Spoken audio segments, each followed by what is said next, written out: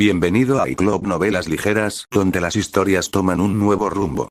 Aquí encontrarás historias únicas, giros inesperados y mucho más. No olvides suscribirte y activar la campanita para no perderte ninguna historia. Empecemos. La perspectiva comunista. 12 de agosto de 1942, cuartel general de la NKVD, Moscú. Sergei Kruglov, el actual jefe de la NKVD, se consideraba un hombre de pocos arrepentimientos en la vida, y aún menos culpa.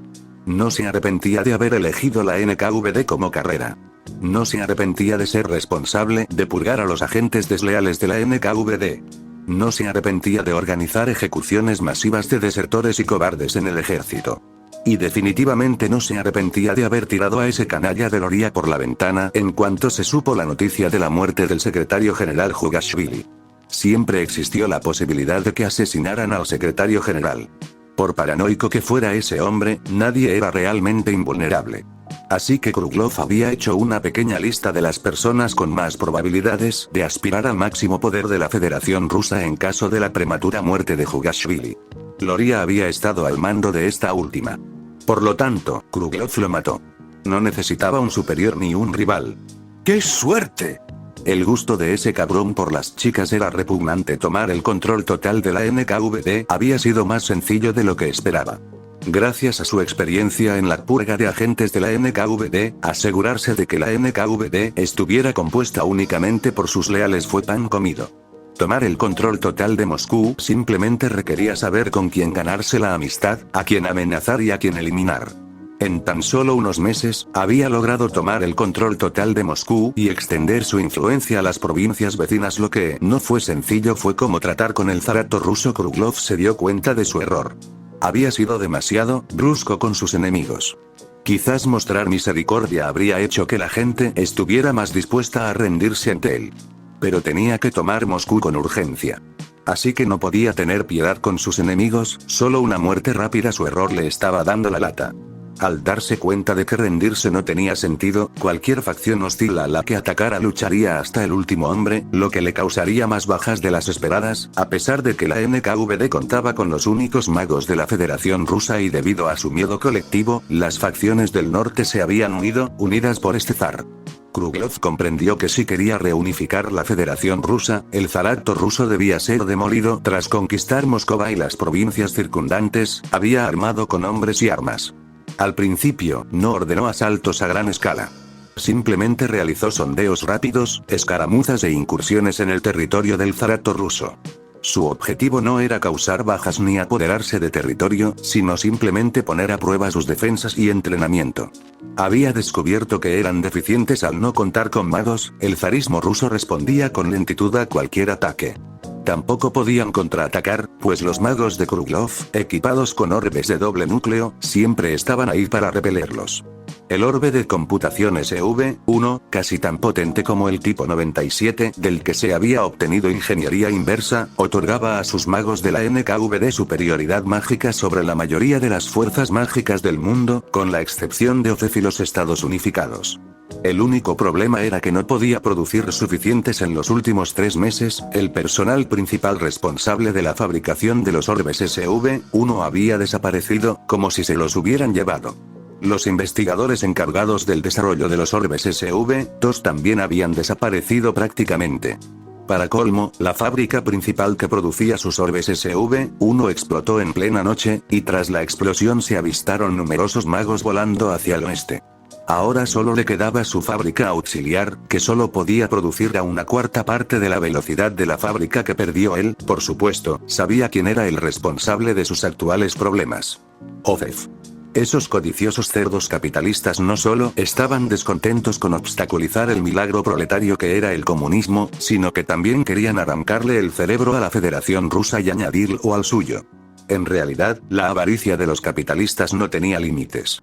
Cuando el comunismo haya invadido el mundo, no los encerrará en el Gulag.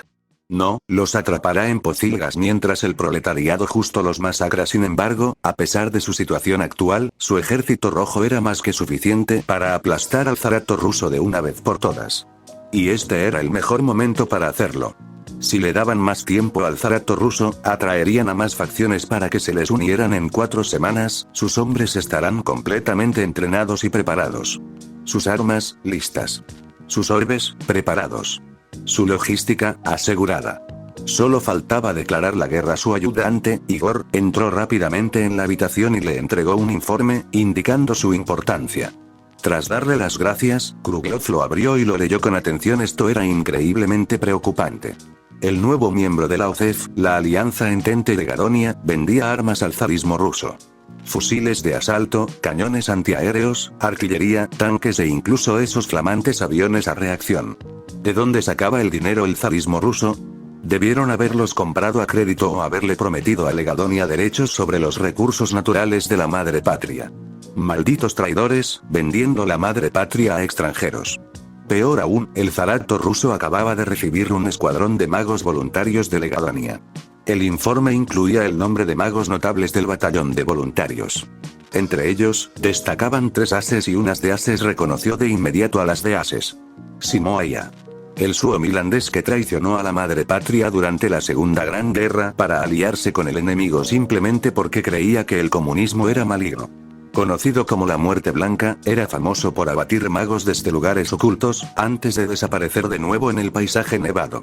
Las tácticas de un cobarde. El tiempo se agotaba. Si el zarato ruso seguía recibiendo más armas y magos, las fuerzas de Kruglov podrían fracasar en su invasión o ser vulnerables a una contrainvasión. Tenía que actuar ya. Igor. Dile a mis generales que ya no tienen 4 semanas. Solo tienen 20 días para prepararlo todo. Atacaremos el 1 de septiembre. 14 de agosto de 1942, Hyderabad, India del Norte. El general Raexye, comandante de las fuerzas populares de Bharat del Norte, paseaba por su sala de planificación de guerra, acompañado por sus generales y oficiales.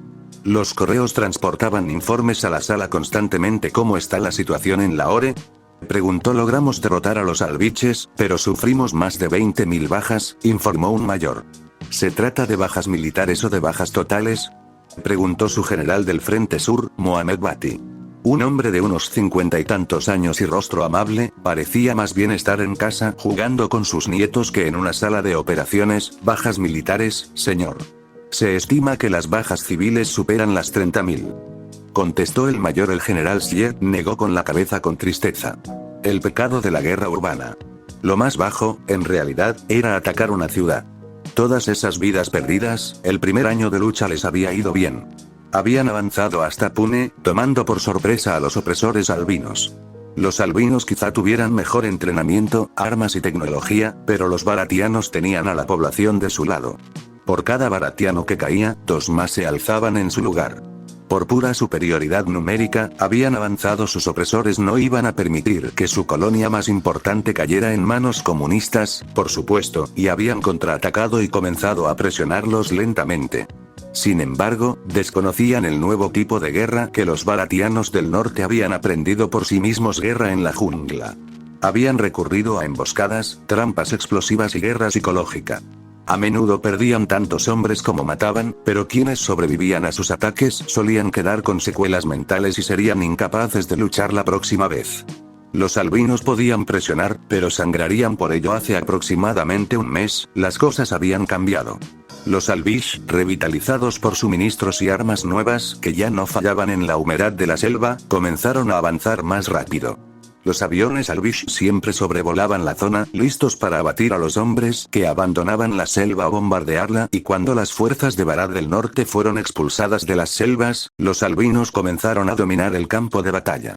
Syed y sus fuerzas fueron repelidas hacia el extremo noroeste del subcontinente, apenas capaces de mantener sus líneas de frente. Sus ciudades costeras fueron perdidas, tomadas por la poderosa Marina Real. Karachi cayó ayer mismo.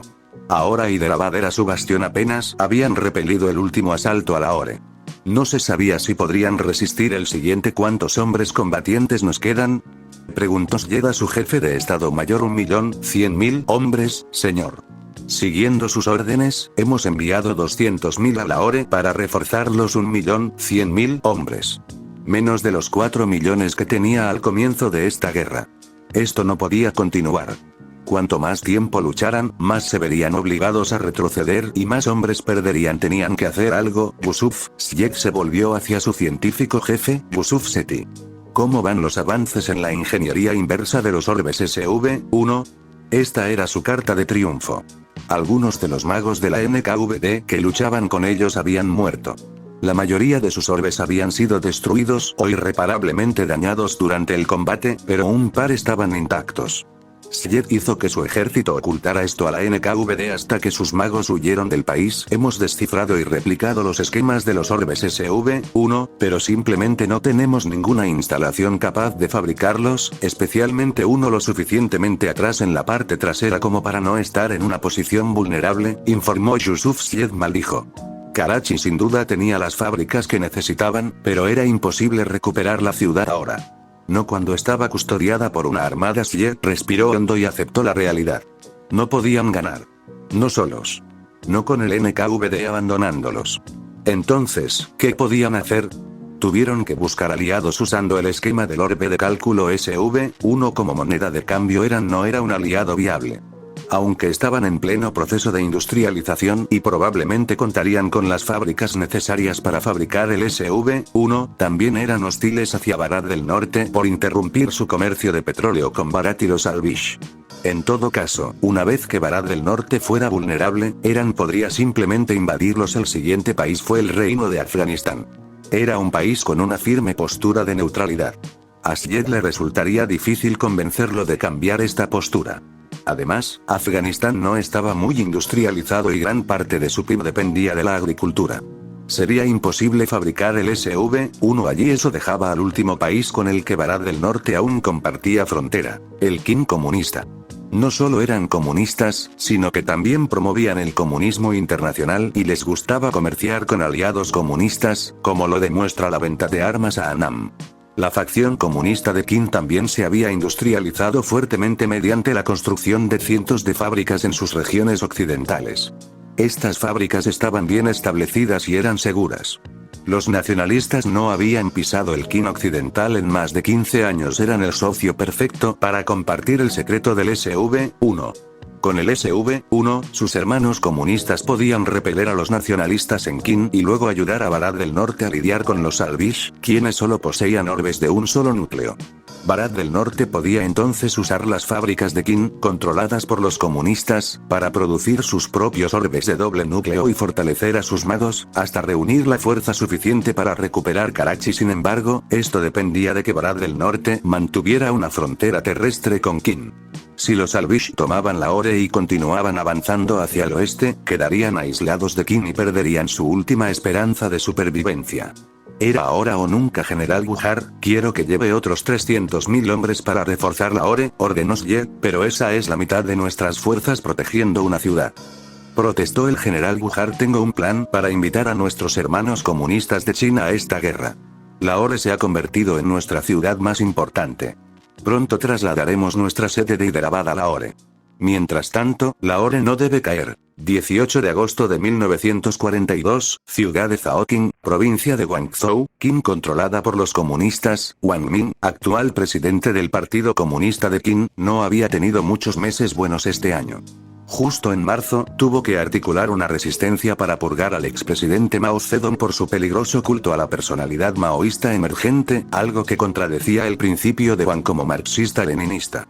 Un frente unido de fuerzas progresistas en una sociedad de clases podría ser útil en un país preindustrial para impulsar una ola de revolucionarios, sí, pero Qin ya se estaba industrializando rápidamente. Para él, era evidente que los trabajadores eran la ola del futuro, no los campesinos. Además, la postura de Mao contra el intelectualismo era peligrosa para el futuro del país. Al igual que un ser humano, un país no puede funcionar sin cerebro.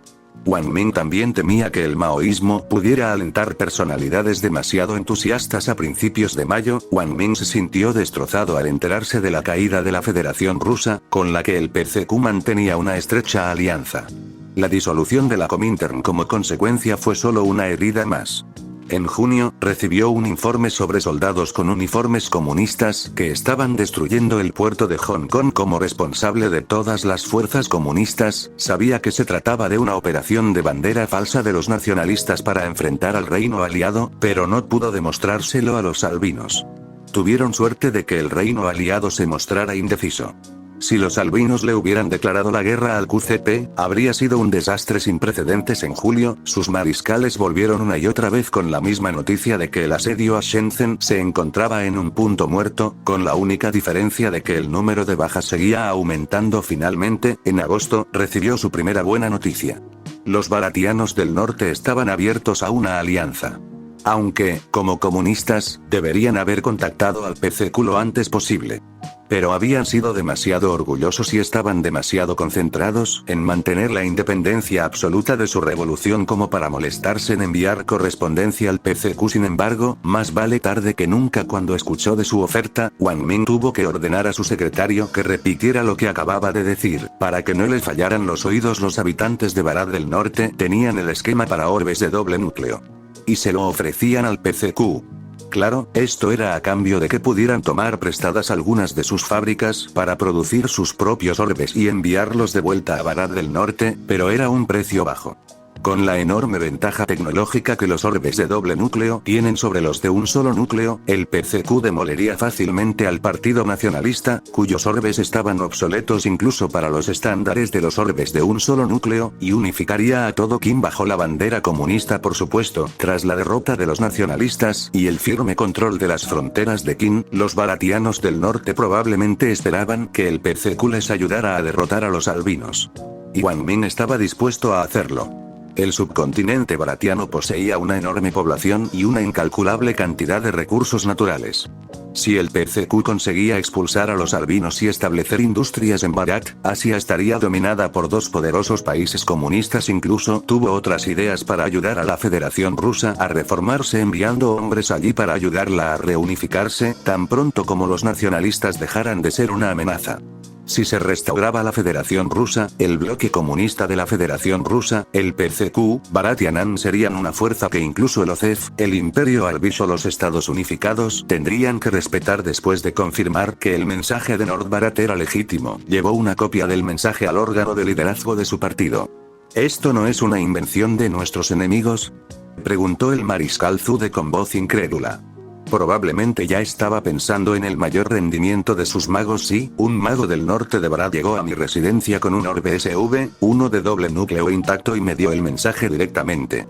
Luego se lo transmití al presidente, confirmó Wang Jiaxian, jefe de su departamento de relaciones exteriores. Si esto es cierto, podríamos producir aproximadamente 100 de estos orbes de doble núcleo al año con nuestra capacidad industrial actual, incluso si tuviéramos que prestarles algunas fábricas a los habitantes de Barat del Norte, añadió su economista jefe, Zhang Wentian. ¿Esperan los baratianos del norte que los ayudemos después de derrotar a los nacionalistas?, preguntó Qin Banxian. Sí, asintió Wang Ming. Nos conviene formar un bloque comunista fuerte en Asia y fomentar el comunismo internacional para combatir a las potencias extranjeras. En efecto, he estado pensando que deberíamos intentar extender el comunismo al resto de Indochina. En mi opinión, Laos y Kampuchea se unirían rápidamente a la revolución. Joseon también es una opción. Afganistán podría ser viable, pero sería una empresa ambiciosa. Wang Ming asintió. Estoy receptivo a esa idea. Intentaré reubicar a algunas personas para que las envíes a esos países e impulsen un fuerte movimiento comunista. Si puedes impulsarlos a la revolución, mucho mejor. Sobre el asedio de Shenzhen, dijo el mariscal Zude. ¿Esperamos hasta que podamos armar a suficientes magos con orbes de doble núcleo para derrotar a los nacionalistas? No, negó Wang Ming con la cabeza. Tenemos que repeler a los nacionalistas pronto. Si esperamos demasiado, perderemos la ciudad y quizás también el resto de Guangzhou. Tengo una idea para ayudarnos a aliviar la presión sobre Shenzhen, dijo Qin Banxian. Wang Ming le indicó que continuara. Qin Banxian respiró hondo antes de comenzar su explicación. Ya que intentaron que un país extranjero nos denunciara con una operación de falsa bandera, ¿por qué no hacer lo mismo? Interrogación de cierre. ¿Qué quieres decir?, preguntó Zheng Wentian alarmado. ¿También quieres volar una parte de Hong Kong? No, esta es mi idea. Cargaremos algunos barcos pesqueros con magos y los haremos navegar sigilosamente hasta el estrecho de Taiwán. Allí, lanzarán un ataque contra la costa taiwanesa, atacando instalaciones militares y desmantelando la armada de Akitsusiman estacionada allí. Los magos que participen en la misión vestirán uniformes del Partido Nacionalista y, preferiblemente, hablarán dialectos de las regiones que controlan los nacionalistas. Zude interrumpió. Los Akitsusiman no caerán en eso. Puede que el Partido Nacionalista los odie, pero ni siquiera ellos lanzarán un ataque así sin provocación cuando ya están enredados con nosotros. Los Akitsushiman se darán cuenta de que no puede ser el Partido Nacionalista. Pero eso no les importará a los Akitsushimans, afirmó Kim Bang-xian. ¿Qué quieres decir? Akitsushima le declarará la guerra al Partido Nacionalista, a pesar de saber que no fueron ellos quienes atacaron Taiwán. Preguntó Zude. Deben prestar más atención a la política exterior. El ejército está ganando cada vez más control en Akitsushima. La postura pacifista del emperador los ha frustrado enormemente. Anhelan restaurar el honor perdido tras su derrota en Manchuria. Con la Federación Rusa vulnerable, es probable que los altos mandos militares estén entusiasmados ante la idea de una invasión de Kino de la Federación Rusa. Simplemente necesitan una excusa convincente. El Partido Nacionalista será un objetivo más atractivo que nosotros, ya que tienen una costa más extensa. Además, el Partido Nacionalista siempre ha mantenido una postura anti-extranjera más agresiva que la nuestra, explicó Kim Bang-xian. ¿Y si tienen demasiado éxito? ¿Y si se apoderan de todo el territorio del Partido Nacionalista? Preguntó Wang Jiaxiang. Ahí es donde entran en juego nuestros orbes de doble núcleo. Podremos expulsar al dominio Akitsushima invasor con nuestros orbes de computación más avanzados y un mayor número de magos. Y, al mismo tiempo, seremos alabados como héroes de Qin. Wang Min se frotó la barbilla pensativo. Valía la pena intentarlo. Incluso si Akitsushima no le declara la guerra al Partido Nacionalista, tampoco podrían demostrar que fue el PCQ quien lanzó el ataque. Y si el PCQ lograba expulsar a los Akitsushimanos por sí solo, no habría necesidad de proponer un segundo frente unido. Wang Min asintió. De acuerdo, tienes mi permiso. Cuando tengamos suficientes orbes SV-1 para equipar un batallón completo, te daré permiso para reunir magos para tu misión. Mientras tanto, contactaremos al general Peng Dehuai y le pediremos que resista en Shenzhen 3 meses más. ¿Tienes alguna noticia de Zhou Enlai? Wang Jiaxing respondió. Su última correspondencia nos informa que logró convencer a Chiang Kai-shek de que mantuviera un alto el fuego de una semana para que pudiéramos evacuar a los civiles. Wang Min respiró aliviado. Les habíamos dado algo de tiempo. Mejor aprovéchalo. Zheng Wentian, quiero que nuestras fábricas comiencen a producir los orbes SV-1 cuanto antes. Sí, camarada Wang. Con esto, declaro levantada esta sesión, dijo Wang, antes de comenzar con el lema de su partido. Los proletarios no tenemos nada que perder salvo nuestras cadenas. Trabajadores del mundo, uníos. Gritó Wang Min. Trabajadores del mundo, uníos. Corearon todos. 20 de agosto de 1942, Hanoi, Anamo Kim-in, presidente de la República Socialista de Anamat, permaneció sentado en silencio mientras sus líderes militares discutían entre ellos. Muchos de sus generales, al ver cómo las fuerzas franquistas eran devastadas por las tácticas guerrilleras anamitas, querían pasar a la ofensiva y avanzar hacia el sur para tomar Saigón. Su general de mayor confianza, Bong Guyen-hyap, se había opuesto vehementemente al plan, alegando la falta de logística y la enorme diferencia entre librar una guerra defensiva y una ofensiva. Además, a pesar de haber repelido todos los avances de franquistas hasta el momento, sufrían al menos el doble de bajas. Ho Chi Minh sabía que las muertes y los sacrificios eran inevitables en una guerra revolucionaria como esta, pero siempre era preferible encontrar la manera de reducir las bajas. No tenemos las armas ni los vehículos para avanzar hacia el sur. Argumentó Hiap. Simplemente tenemos que comprar más a los quinienses, dijo Oan Bantai, jefe del Estado Mayor. Son carísimas. He enviado a mis espías en el extranjero a comprobar el precio real de esas armas. Los chinos nos cobran el triple por las mismas armas. Equipo anticuado desde hace años. Gritó Hiap, furioso porque los comunistas chinos los estaban extorsionando por una miseria. Hasta ahí llegó el comunismo internacional. Los chinos pueden insistir en la cooperación entre estados comunistas cuanto quieran. Al final, cada país buscaba ante todo preservar sus propios intereses. Ho Chi Minh habló por primera vez. Ayer pedía ayuda a los estadounidenses para expulsar a los franceses. Toda la sala quedó en silencio. Muchos lo miraron conmocionados. Un par de traiciones. Esos tendrán que ser supervisados por sus magos. Llamé al mismísimo presidente Roosevelt. Pensé que la prédica estadounidense sobre la libertad y la autodeterminación de los países podría tener algún significado. Pensé que un país que se ganó la vida librando una guerra de independencia comprendería nuestra difícil situación. Nunca recibí respuesta, presidente, no se puede esperar mucho de los capitalistas, se burló alguien. Sin embargo, entiendo que, a estas alturas, nos llevará años, quizás décadas, expulsar a los francois de Annam. Un tiempo en el que nuestro pueblo sigue muriendo y siendo oprimido. Tengo la intención de intentar presentar una petición de nuevo. Esta vez, en un país diferente. Sus hombres lo miraron con curiosidad.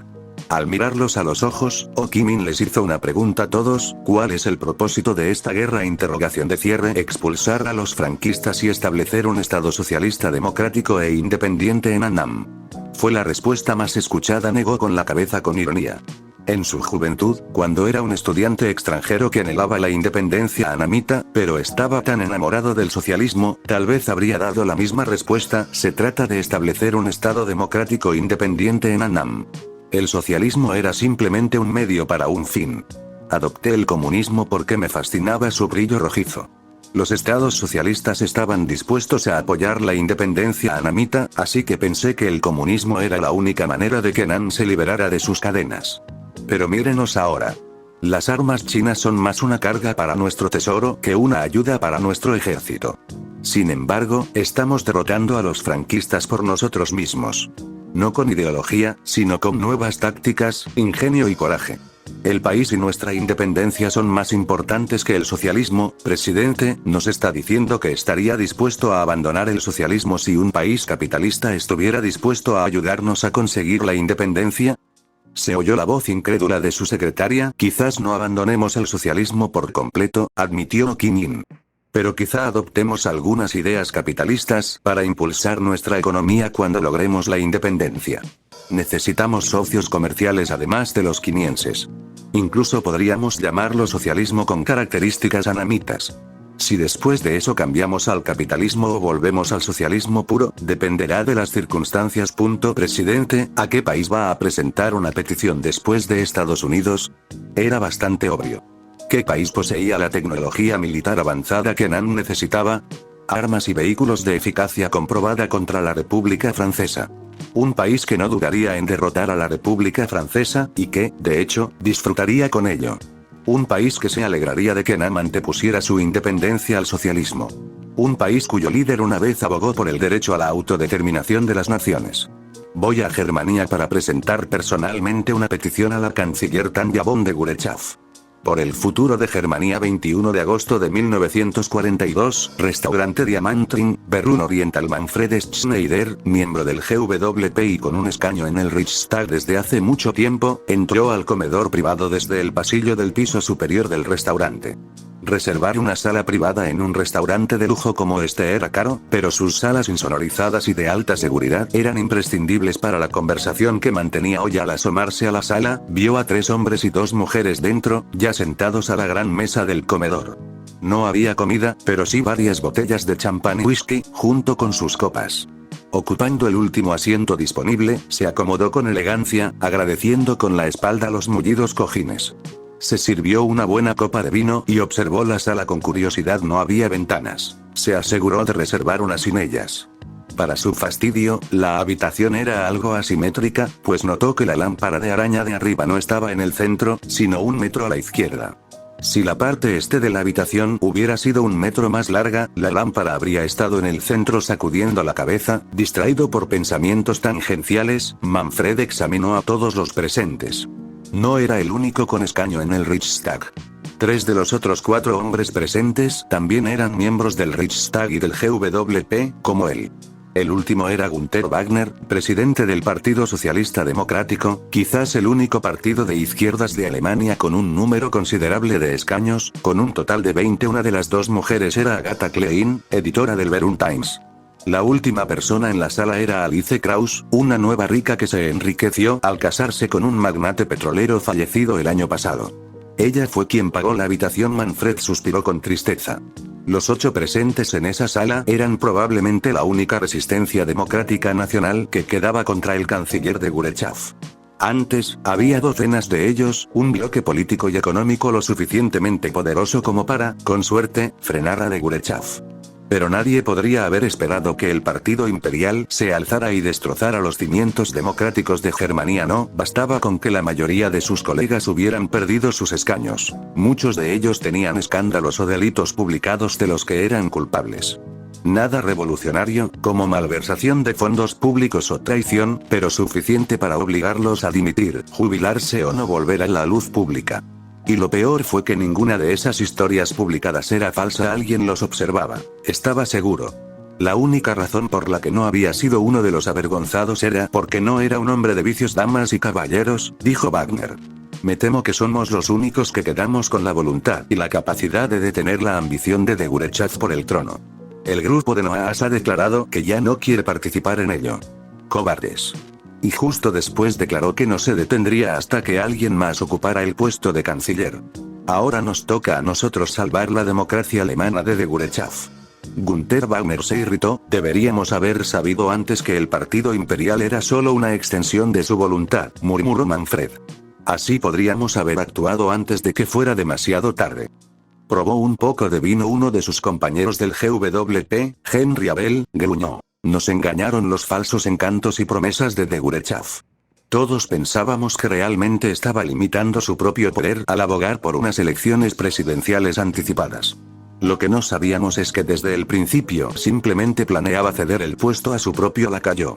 No es precisamente un lacayo, se burló Frau Klaus. ¿Has visto lo unidos que han estado Ernst y Degurechav últimamente? Él siempre está a su lado mientras ella le da un sermón. O es su otro amante o su aprendiz político, te lo aseguro. Todos han oído los rumores de que Degurechav y Serebryakov eran amantes, los cuales habían circulado durante los últimos meses. Hubo asombro e indignación, por supuesto, pero eso quedó relegado a un segundo plano frente a las elecciones. Así que ninguno de ellos dijo ni pío al respecto, para que la base de votantes de Degurechav no se viera afectada. Ahora todos lo lamentan. El último miembro del GWP en la sala, Friedrich Adler, bebió un vaso de whisky y se frotó la barba, pensativo. Dudo que Degurechav intente llenar los altos cargos políticos con sus amantes. Es una locura. Es más probable que Ernst sea alguien a quien ella ha estado apoyando durante un tiempo, incluso antes de su debut en la política. Tendría sentido. Ambos comparten un historial militar similar. Sus discursos políticos sin duda se inspiran en Degurechav. Incluso he oído rumores, de un amigo mío del departamento de correos, de que Degurechav le envió una carta a Alex Kaiser hace tiempo. Agatha Klein, quien había permanecido en silencio todo este tiempo, intervino. Últimamente, el Berlin Times ha estado contratando más secretarías. Es evidente que la prensa está completamente comprometida.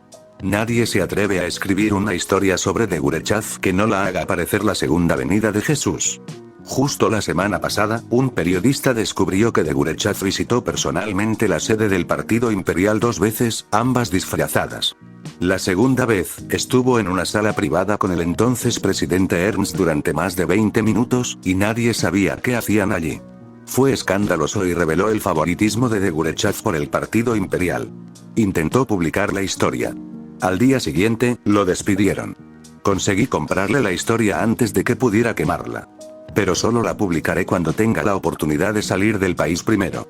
Si necesitas los fondos para salir de Germania, puedo proporcionártelos, dijo Alice Klaus, mientras sacaba un grueso fajo de marcos y se lo entregaba a Agatha Klein, quien lo tomó. Solo asegúrate de que esa historia se publique. Todo el mundo necesita saber de la corrupción de Degurechav, dijo Manfred, lo haré. Gracias, Alice. Pienso irme mañana por la mañana. Les contaré la historia a todos los editores de noticias de François, dijo Agatha Klein, asintiendo agradecida a la otra mujer. Me temo que ninguno de ustedes se irá a ninguna parte. Una voz de mujer peligrosamente dulce resonó en la habitación. Una voz que no pertenecía a nadie más en esa habitación. Pero era una voz que muchos reconocieron. Como si una víbora les hubiera inyectado su veneno en el corazón, sus rostros comenzaron a palidecer, sus rodillas temblaron y sus ojos se dilataron de terror. El muro oriental se disolvió repentinamente, revelando una ilusión. Reveló el verdadero muro oriental, situado a 1 metro detrás del falso. En el espacio oculto por la ilusión, se encontraba una mujer morena con el pelo hasta los hombros y una sonrisa escalofriante. A su lado, dos oficiales altos de la CESP, con chalecos antibalas negros y máscaras de gas que les ocultaban el rostro, portaban una ametralladora ligera LMG-40 cada uno. «Qué conversación tan esclarecedora sobre nuestra gran canciller», dijo Elia Müller, jefa del BND, con una sonrisa que se estrechó peligrosamente. «Estoy segura de que le encantará saber de su sedición a sus espaldas». Su mirada helada cayó sobre ellos como una ventisca, y ellos retrocedieron como si los hubieran golpeado. «Estamos preservando la integridad democrática de esta nación». Con una valentía que jamás supo tener, Agatha Klein fue la primera en responder. Müller la fulminó con la mirada y la mujer se encogió en su asiento como una flor marchita. Manfred no tuvo el valor de gritarle a la que quizás fuera la mujer más peligrosa de Germania, pero sabía que tenía que correr. Echó la silla hacia atrás y saltó con una agilidad que solo se da a quienes huyen de un depredador. Corrió hacia la puerta. Una rápida mirada atrás le indicó que Frau Müller no se había movido de su posición, ni tampoco los agentes de la CESP. Manfred abrió la puerta de golpe y salió disparado al pasillo. O mejor dicho, lo intentó. Al salir disparado, chocó contra un hombre más alto y musculoso que estaba detrás de la puerta. Para Manfred, fue como chocar contra una pared de ladrillos. Cayó desplomado en la habitación, con la nariz chorreando sangre. Mientras tanto, el hombre permaneció completamente impasible, como si una mosca se hubiera estrellado contra él. «Quítate de mi camino, imbécil». «¿Sabes quién soy?», gritó Manfred indignado, con los ojos fuertemente cerrados por el dolor y agarrándose la nariz. No podía creer que este idiota le hubiera costado escapar de una muerte segura o de la cárcel. «No me voy a ninguna parte», dijo una voz tranquila y profunda, cargada de una intención peligrosa. Manfred se quedó paralizado y abrió los ojos. Reconoció esa voz. De pie en la puerta estaba el presidente Ludwig Ernst. Lo miraba como un bicho. Uno muy blando. «Vuelve a tu asiento», ordenó el presidente. Con el miedo a Dios metido en él, Manfred volvió a su asiento como un niño castigado. Ernst entró con paso decidido mientras 6 oficiales más de la CESP entraban tras él. Saludó amablemente con la cabeza a Frau Müller, antes de cerrar la puerta y lanzar un hechizo de privacidad. «Señora Müller, ¿de qué hablaron estos señores?», preguntó el presidente Ernst con voz fingida de amabilidad. «Estos traidores planeaban publicar que el gran canciller visitó la sede del Partido Imperial, y que esta última visita transcurrió en total privacidad con usted. Un artículo bastante sugestivo que cuestiona la integridad moral y física del canciller no es ilegal», empezó Agatha. «Sin embargo, ibas a publicarlo en periódicos extranjeros. Una historia completamente falsa, que intentaba manchar la reputación de nuestro gran líder. Eso es difamación, ¿sabes? Además, ¿quién sabe qué podría hacer la agencia de inteligencia secreta Francois con esa información?», dijo Frau Müller. «Hacemos esto por el bien de la nación. Aunque de Gurechav sea una líder competente, no podemos permitir que sea una tirana», gritó Henry Abel, habiendo reunido el coraje. «Entonces, ¿quién la reemplazará?», preguntó el presidente Ernst. «¿Quién puede defenderse del celoso Francois, protegerse de la pérfida Albion, estafar a los codiciosos estadounidenses, someter a la sanguinaria Rus, entablar amistad con la lejana Akitsushima, vigilar la amenaza global del comunismo, todo mientras intenta mantener unida a la OCEF?» El presidente Ernst guardó silencio mientras esperaban la respuesta a su pregunta. Después de medio minuto, ninguno habló. Y era cierto. Tras 6 años siguiendo el ejemplo de Gurechav y con plena confianza en su competencia, el Reichstag no había aprobado ni un solo proyecto de ley que no fuera propuesto por la canciller en más de 5 años. Todos los legisladores del Reichstag se habían vuelto obesos y perezosos bajo la sombra de Gurechav, especialmente los del GWP. Nadie se acercaba a su agudeza o visión de futuro. Además, el segundo partido más grande del país la apoyaba firmemente. Si sus actividades logran derrocar al canciller, ¿qué ocurriría entonces? ¿Quién asumiría el cargo? ¿Le conformaría ver nuestras alianzas destrozadas y a nuestros enemigos pisándonos los talones? Continuó el presidente Ernst. «Según la ley alemana, todos están arrestados por el delito de conspiración para difamar y conspiración sediciosa. Eso equivale a más de 15 años de prisión, si no me equivoco. Agentes, llévenselos». Müller habló. Sus palabras cayeron sobre ellos como una espada de Damocles. Los agentes de la CESP se dispusieron a esposar a Manfred y a sus compañeros. Empezó a suplicar clemencia mientras lo sacaban del asiento, a pesar de su falta de dignidad. Por favor, tengan piedad, haremos lo que sea. Alto, dijo el presidente Ernst. Los oficiales de la CEF dejaron de escoltarlo a él y a sus compañeros fuera de la sala. ¿Dijiste que harías lo que fuera? Se giró para mirarlos con sus intrigantes ojos azul cobalto. Todos asintieron. Algunos con entusiasmo, otros con tristeza. Si los encarcelaban, tardarían al menos 15 años en liberarlos, suponiendo que no murieran por un accidente imprevisto en prisión. Muy bien, les daré una segunda oportunidad y consideraré esto como un error de juicio de ustedes, gente noble. Un malentendido, por así decirlo, dijo el presidente Ernst con los brazos cruzados. Siempre y cuando ustedes, damas y caballeros, me ayuden con algunas cosas. Su voz era deliberadamente suave, dándoles una falsa sensación de seguridad. ¿Qué es lo que quieres?, preguntó Wagner. Simplemente necesito que cumplas con estas tareas, dijo el presidente Ernst, antes de dar una explicación. Todos saben cuál es el objetivo de la canciller. Quiere convertirse en Kaiserin. Si bien puede eludir al Reichstag aprobando un referéndum público para restaurar la monarquía, hacerlo provocaría agitación política y quizás un movimiento de resistencia política. Ese no es el resultado que deseo. Por lo tanto, quiero que el proyecto de ley para la restauración de la monarquía se apruebe tanto en el Reichstag como en el referéndum, aunque aprobar ambos sea redundante. Eso garantizará que los países extranjeros no puedan hacer nada al respecto ni denunciar la tiranía. Por lo tanto, señaló el presidente a los 4 políticos del Reichstag. Cuando llegue el momento, ustedes 4 votarán a favor de la aprobación de ese proyecto de ley. Y antes de que se apruebe, quiero que convenzan a todos y cada uno de sus asociados de apoyar la monarquía. ¿Entendido? Wagner parecía querer protestar, pero el taconeo del jefe del BND a sus espaldas lo silenció. Manfred también quiso negarse. Estaría traicionando su principio democrático. Pero al final, su instinto de supervivencia triunfó. Ya sabes las consecuencias si te niegas, susurró Elia Muller detrás de la oreja de Wagner, y Manfred sintió que se le erizaban los pelos de la nuca. A pesar de no ser el objetivo de su amenaza, los 4 asintieron en señal de sumisión. El presidente Ernst sonrió, satisfecho. En cuanto a ustedes 2, se volvió hacia ellas, hablándoles con una voz encantadora. Señora Klein, por favor, pásame el manuscrito de ese artículo sobre el canciller. Agatha Klein hizo inmediatamente lo que le pidió, con el rostro todavía pálido, ¿y no hizo más copias?, preguntó Frau Müller, ahora justo detrás de ella, con una mano sobre su columna. Puedo saber si miente por los latidos del corazón. Esa es la única copia. Las lágrimas amenazaban con brotar de las comisuras de los ojos de Frau Klein. Frau Müller asintió al presidente Ernst en señal de confirmación. Gracias, Frau Klein. Agradezco enormemente su contribución a la nación. El presidente Ernst le entregó el manuscrito a Elia Müller y ella lo redujo a cenizas con un hechizo de fuego. Manfred se preguntó si ese sería su destino si se hubiera negado. En cuanto a usted, Frau Klaus, el presidente Ernst miró a la última persona del grupo.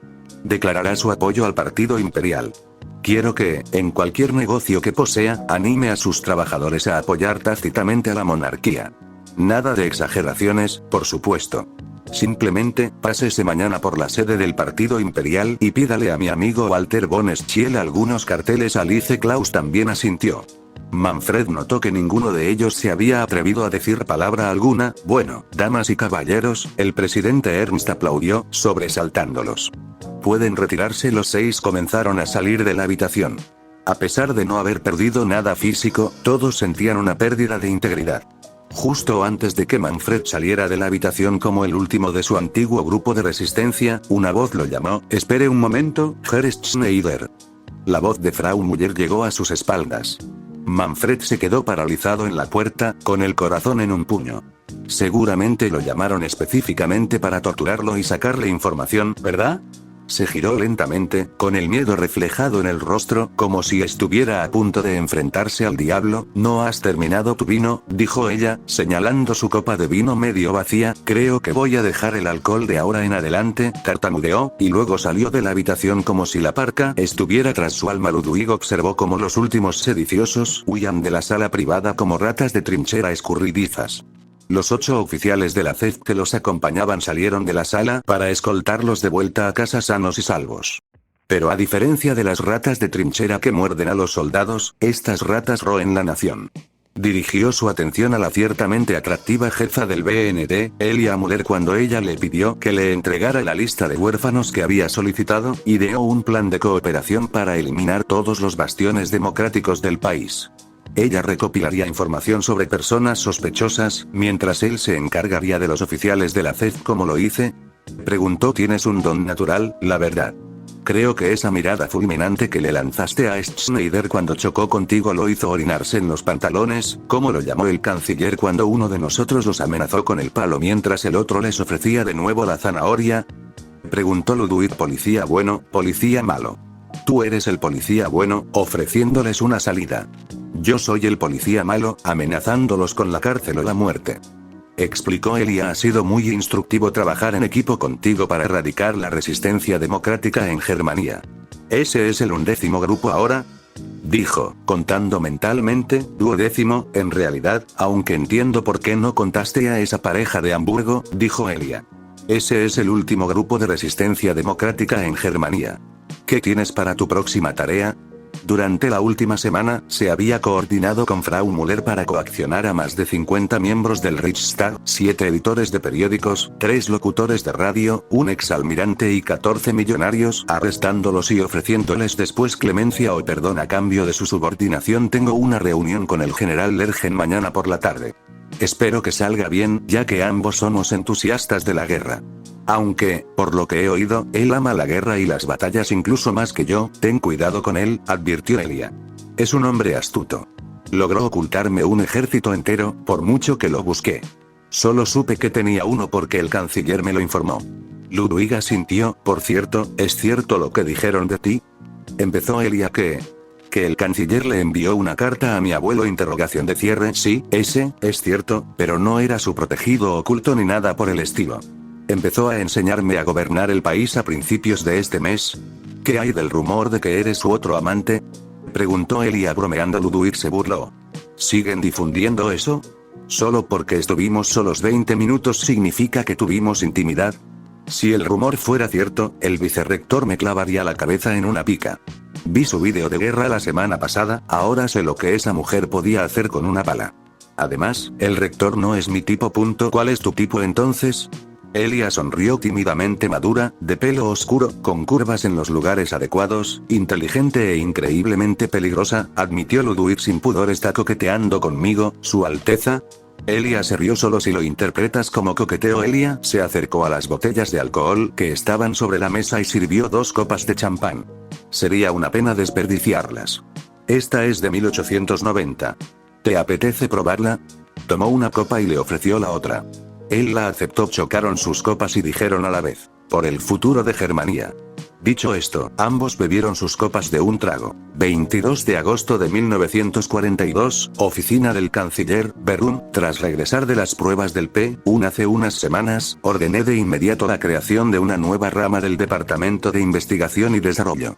Asigné a más de 30 científicos, investigadores y expertos en materiales para desarrollar y explorar lo que describí como un semiconductor miniaturizado que consume menos energía que un tubo de vacío, es más robusto y utiliza principalmente silicio en su fabricación, junto con germanio y otros materiales.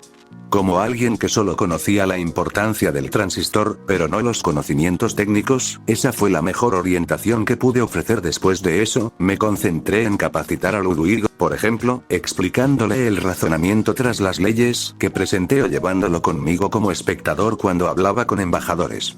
Su presencia parecía poner nerviosos a algunos embajadores, pero nunca entendí por qué.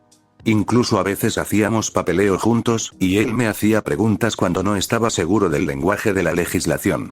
Era como ayudar a un niño con sus deberes. Después de unas 2 semanas, sentí que estaba listo para hacer su trabajo sin mi supervisión ni consejos, así que lo dejé libre para que trabajara de forma independiente. Al parecer, últimamente había estado colaborando con Elia.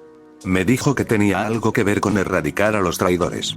Como un padre orgulloso, casi se me saltan las lágrimas. Pensar que hace apenas 2 meses, estaba soltando diatribas monárquicas. Ahora, me ayudaba activamente a proteger los cimientos de la democracia de Germania. Les deseé suerte a él y a Elia y seguí con mi trabajo durante las últimas semanas. Además de asesorar a Ludwig, había estado redactando y aprobando un proyecto de ley para una organización de asuntos de veteranos.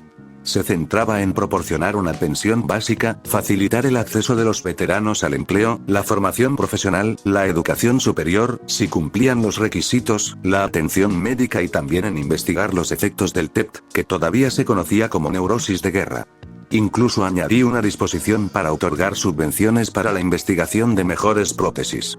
Planeaba presentar este proyecto de ley al resto de OCEF en la reunión de dentro de 3 días. A medida que Germania finaliza su desmovilización, se verá inundada por cientos de miles de veteranos. Algunos podrán encontrar trabajo sin problemas, pero muchos no. Ya sea por discapacidad física o mental u otras circunstancias desafortunadas, muchos de ellos se verán en la indigencia. Me hizo recordar mis primeros meses después de la Primera Gran Guerra, sin pensión ni cualificación fuera del ejército. De no ser por el orfanato, seguramente me habría quedado sin hogar. Y probablemente fui uno de los más afortunados. No había sufrido ninguna discapacidad física permanente, salvo por mi baja estatura, ni estaba demasiado traumatizado mentalmente. Si me hubieran dado prestaciones como veterano y me hubieran ofrecido un trabajo justo después de terminar la guerra, me pregunto si me habría metido en política. Probablemente no. En cuanto a la formación profesional y la educación superior para veteranos, la economía germana experimentaba un auge sin precedentes y se abrían puestos de trabajo por doquier.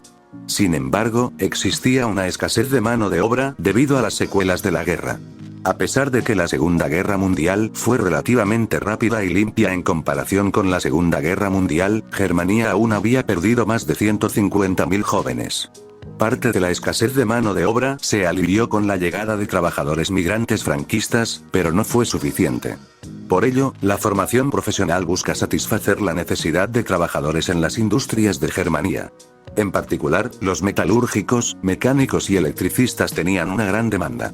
Las ofertas de educación superior para quienes cumplían los requisitos de admisión a la universidad se basaban en un razonamiento similar: incorporar más profesionales a la fuerza laboral.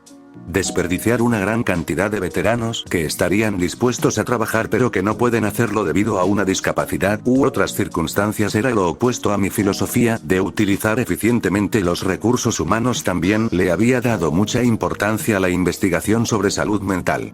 En la década de 1940, la salud mental aún era un tema tabú, y las personas con problemas mentales a menudo eran internadas en manicomios y tratadas con métodos que apenas se diferenciaban de la tortura medieval. Esta fue la razón principal por la que nunca había hablado abiertamente de mi leve trauma de guerra con nadie, salvo con mis amigos más cercanos. Por lo tanto, el primer paso para avanzar en la salud mental no era la investigación, sino desestigmatizarla. En cuanto la gente reconociera que la salud mental es una parte natural del bienestar general, al igual que la salud física, el campo de la salud mental avanzaría décadas. Sin embargo, eso no significaba que pudiera ignorar la investigación, así que había asignado un presupuesto a psicólogos para que investigaran el neurosis de guerra y encontraran maneras de tratar adecuadamente sus síntomas, sin incomodar física ni mentalmente a los pacientes. Incluso había creado un comité de ética para supervisar la investigación. Fue bastante trabajo, pero ya está todo listo. Se creó el Departamento de Asuntos de Veteranos también. Revisé ayer el trabajo de Ugar con el reactor nuclear. No hubo incidentes. Ni un solo cuasi accidente ni falsa alarma. Le di permiso para empezar a construir más reactores nucleares en Germania, siempre que siguiera mi estricto código de seguridad e informara diligentemente de cualquier incidente. Aunque el flujo de petróleo era bueno en ese momento, era imposible predecir cuándo podría interrumpirse. El flujo de petróleo desde Azerbaiyán dependía del estado de ánimo del Imperio turcómano. El petróleo de Estados Unidos estaba asegurado, pero los albinos podían bloquearlo fácilmente si ordenaban un embargo. El petróleo que llegaba por el canal de Suez era especialmente vulnerable, ya que los rebeldes de Egipto podían bloquearlo fácilmente.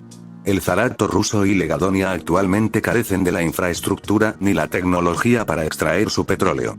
Por lo tanto, sería prudente establecer diferentes fuentes de energía, especialmente nucleares o renovables.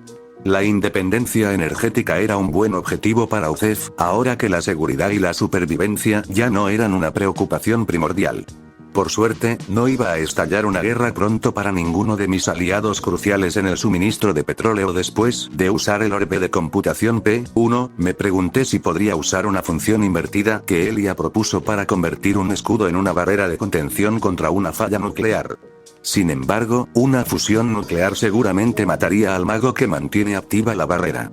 Me pregunto si podría pedirle a Schugel que agregue una función de activación remota para que un mago pueda activar una barrera invertida fuera de su radio máximo. En ese momento, Amelia, una de las chicas de Elia, entró entregando más papeleo. Suspirando de cansancio, tomé la primera página del fajo y comencé a leerla. Arqueé las cejas con sorpresa. Una solicitud de visita de Ho Chi Minh, presidente de la República Socialista de Annam.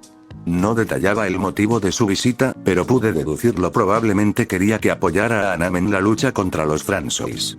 Aunque yo consideraba que conservar las colonias era una pérdida de tiempo y recursos, los francois desde luego no. Se indignarían si accediera a su petición. De hecho, las ranas podrían incluso exigir que se lo entregara.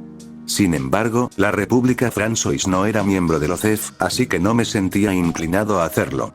Podríamos cooperar económicamente, ya que formaban parte del MEF, pero eso no significa que vayamos a acceder a su solicitud de extradición. Ho Chi Minh tendría mucho que ofrecer si quisiera mi ayuda, sabiendo mi aversión al comunismo. Claro que el comunismo y el socialismo, bajo el cual operaba Annam, no eran exactamente lo mismo. Pero seguían siendo muy similares, y ambos contradecían mi filosofía del libre mercado. Por no mencionar que un país socialista puede fácilmente convertirse en un comunismo pleno. Aún así, al menos debería escucharlo. Sería el primer líder socialista con el que tendría una conversación. Saqué mi bolígrafo, firmé y estampé mi sello, dejando un gran aprobado rojo. 22 de agosto de 1942, Berún, hasta las 3 de la tarde, Erich von Lergen tuvo un buen día. Esa mañana, mantuvo una conversación muy constructiva con los antiguos líderes de Pulska, Checoslovaquia y Hungría sobre la reorganización y fusión de sus academias de formación de oficiales. El señor Mościcki había propuesto el establecimiento de academias de magos similares en las antiguas capitales de Pulska, Checoslovaquia y Hungría, alegando que la academia actual en Berún estaba casi al límite de su capacidad y, por lo tanto, no podía formar magos de los territorios recién anexionados hasta que se expandiera el señor Ronay. Incluso propuso que cada academia de magos pudiera formar sus propios equipos de lacrosse aéreo y competir entre sí, formando así una liga amateur de lacrosse aéreo. A Lergen le pareció una idea divertida, y se dedicó a sentar las bases para nuevas academias de magos en la recién expandida Germania. Además de las 3 antiguas capitales mencionadas, fue curiosamente catártico hablar no de cómo matar al mayor número posible de hombres, sino de cómo formar a los futuros soldados. Fue un bálsamo para su alma, en cierto modo, para alguien que había participado en 2 grandes guerras antes de cumplir siquiera 45 años. Sin embargo, su día empeoró rápidamente cuando acudió a su reunión con el recién nombrado presidente Ernst. Se conocieron brevemente cuando Lergen conoció al joven justo después de su investidura, pero ninguno de los dos tuvo tiempo de conocerse personalmente y ahora conocía la verdadera personalidad de Ludwig Ernst. Deseó no haberlo sabido nunca. Tras un cordial saludo, Ernst se lanzó rápidamente a una larga explicación de su plan para coronar a Tanja von de Gurechav como Kaiserin. La Kaiserin. No solo eso, sino que, de alguna manera, supuso que Lergen estaría receptivo a esta idea, si no formaba ya parte del plan de Gurechav. Lergen tuvo que emplearse a fondo para no salirse de su papel en ese preciso instante. Había dejado que el presidente Ernst siguiera hablando. Su reunión con Lergen y su afán por explicar su plan se basaban, obviamente, en un grave malentendido. Ernst incluso pensó que Lergen era un maniático belicista como él y de Gurechav. Ernst le había dicho a Lergen con indiferencia que él y Elia Müller habían destruido cualquier resistencia política contra el monarquismo en el Reichstag y las élites de la sociedad. Este simple hecho le provocó escalofríos. Finalmente, el presidente Ernst le contó la participación de Lergen en el gran plan para coronar al canciller. El hombre parecía asumir con seguridad su cooperación. Le dijo que Lergen organizaría el ejército para dispersar cualquier protesta civil a favor de la democracia, así como para imponer la ley marcial si la nación alguna vez tuviera que declararla. Era ridículo, una clara señal de tiranía y abuso de autoridad. ¿Y qué recibo a cambio?, preguntó Lergen, hablando lentamente, dejando entrever su voz algo temblorosa. General Lergen, conozco desde hace tiempo su patriotismo y su deseo de aplastar a los enemigos de la patria. Sin embargo, siempre se ha visto frenado por la política. Con el Kaiserin al mando, tendrá la libertad de diezmar a nuestros enemigos sin remordimientos. Tendrá todo el tiempo y los hombres que necesite para sus estrategias. Cualquier arma que solicite. El hombre seguía pensando que Lergen era un insaciable guerrero. Ya veo, consideraré la oferta. Lergen mintió con una sonrisa fingida. Le estrechó la mano al presidente Ernst, un gesto que le puso los pelos de punta. Puede que no estuviera haciendo un pacto con el diablo, pero sin duda lo estaba haciendo con su aprendiz. Gracias, general. Ha prestado un gran servicio a nuestra nación. Después, Lergen intentó actuar con la mayor calma posible mientras regresaba a casa, con la cabeza llena de pensamientos. El presidente Ernst era claramente un loco al apoyar a de Gurechav. Lergen no podía permitirlo. Germania no podía tener a de Gurechav como tirano. Con la máxima autoridad, seguramente ordenaría a Ozev conquistar Europa Occidental o incluso desencadenar esa guerra global con la que siempre había soñado desde la infancia. No podía permitir que esto sucediera. No podía permitir que Germania volviera a verse sumida en la guerra. Debía reunirse con sus compañeros generales. Debía reunir a sus ejércitos para dar un golpe de estado. Debía derrocar a Tanya von de Gurechav. Sin embargo, dudaba si intentaba derrocarla, ¿qué ocurriría? De Gurechav seguramente tenía su propia facción leal en el ejército. El general Ugar, el general Weiss y el 203 eran prueba de ello. Si se produjera un golpe de estado liderado por Lergen, desencadenaría una guerra civil, causando cientos de miles, si no millones, de bajas. Incluso podrían usarse armas nucleares en suelo germano. Y al final, ganara quien ganara, Germania quedaría devastada y vulnerable. El reino aliado sin duda explotaría su debilidad para perturbar la hegemonía germana. La República Francesa invadiría sin dudarlo para reclamar su orgullo perdido. Incluso sus aliados podrían abandonarlos, o incluso traicionarlos directamente. Sus enemigos, tras haber visto de primera mano lo que Germania podría hacer si se le permitía recuperarse, la desgarrarían, y sus regiones serían anexadas por potencias vecinas. Germania dejaría de existir en la historia. Y él sería la causa si detenía los planes de Gurechav. Lergen sería el hombre que mataría a la patria si Tanya von de Gurechav se convirtiera en Kaiserin. Sin duda sumiría al mundo en una guerra. Pero no era ingenua. Él sabía que ella jamás iniciaría una guerra perdida. Ella aseguraría la victoria de Germania. Lergen se detuvo al darse cuenta. No podía creerlo. Dejar que Tanya von de Gurechav se convirtiera en Kaiserin era probablemente la mejor opción para el futuro de Germania. ¿Era por eso que el presidente Ernst se reunió con él? ¿Por qué dejó que Lergen se marchara con tanta naturalidad? Porque sabía que Lergen era un hombre sensato que amaba a Germania. Porque Ernst seguramente sabía que Lergen no tenía más remedio que aceptar su participación en esta gran conspiración contra la democracia. Lergen apretó la mano con tanta fuerza que le hizo sangrar, antes de respirar hondo. Bien, él haría su parte en este plan. Apoyaría, por mucho que lo detestara, el ascenso de Gurechav al trono imperial. Pero se aseguraría de que hubiera el menor número de bajas posible. Y estando al lado de Gurechav, podría influir en ella para que controlara un poco su sed de sangre. Al hacerlo, estaría salvando vidas.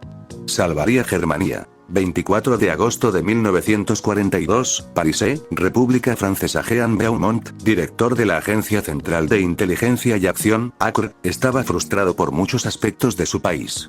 Estaba frustrado por haber perdido tan humillantemente contra los germanos. Estaba frustrado porque la economía de su país estaba siendo sostenida únicamente por la misma nación que los derrotó. Estaba frustrado con Delugo por haber hundido a su república en tan graves apuros desde el principio. Estaba especialmente frustrado por la incapacidad de su agente para evitar que los observadores de Waldstatten lo descubrieran interfiriendo en el plebiscito de Alsacia-Lorena.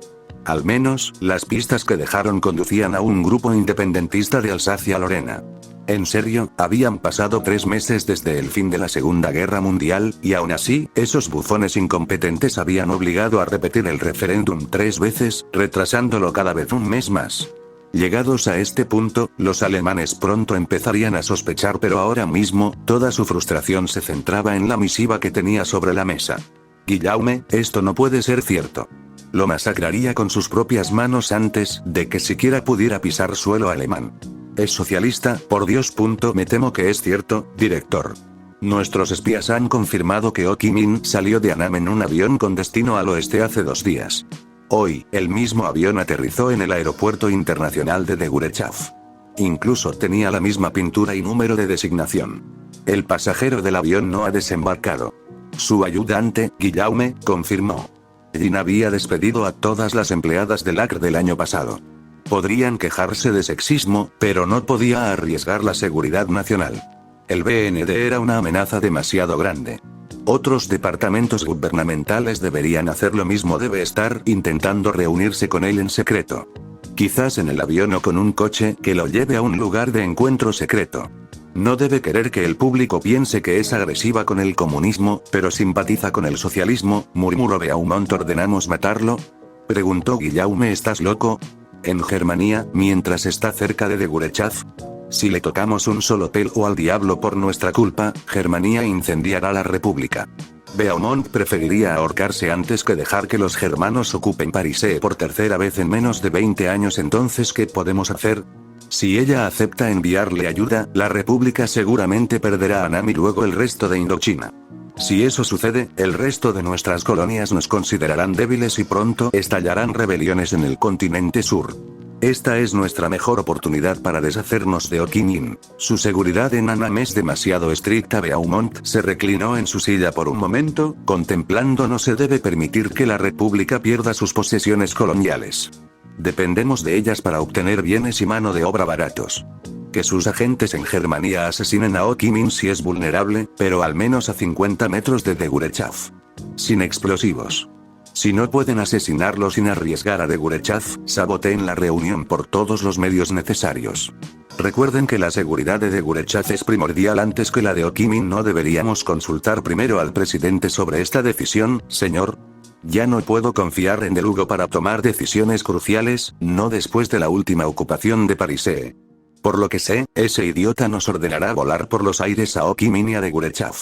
Además, pronto dejará la oficina, ¿entendido, señor? Guillaume se alejó para cumplir sus órdenes, con una sonrisa en el rostro. 25 de agosto de 1942, el Ayuntamiento de Viena había logrado que los demás líderes de OCEF se interesaran en el proyecto de ley de asuntos de veteranos. Muchos de ellos sufrían los mismos problemas que afectaban a su fuerza laboral y a los veteranos desempleados. Este proyecto de ley abordaría ambos problemas a la vez. Matar dos pájaros de un tiro. Miré de reojo a mi séquito, sentados en sillas detrás de mí.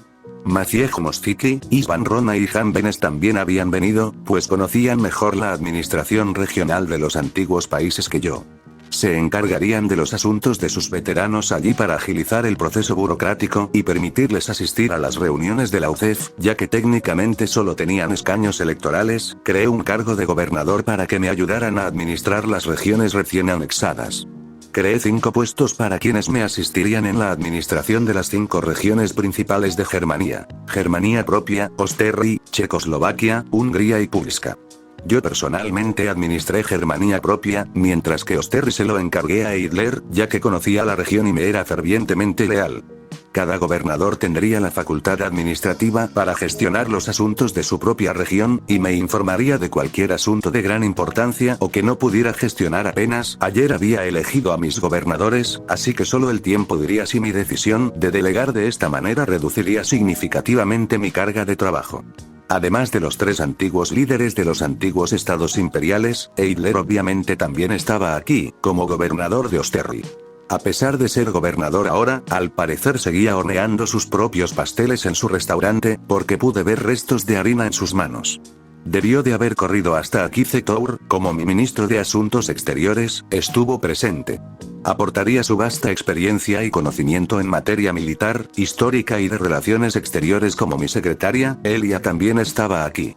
Y también Ludwig, con quien ya me he acostumbrado lo suficiente como para llamarlo por su nombre. Estaba aquí para observar y aprender cómo gestiono los asuntos de OCEF.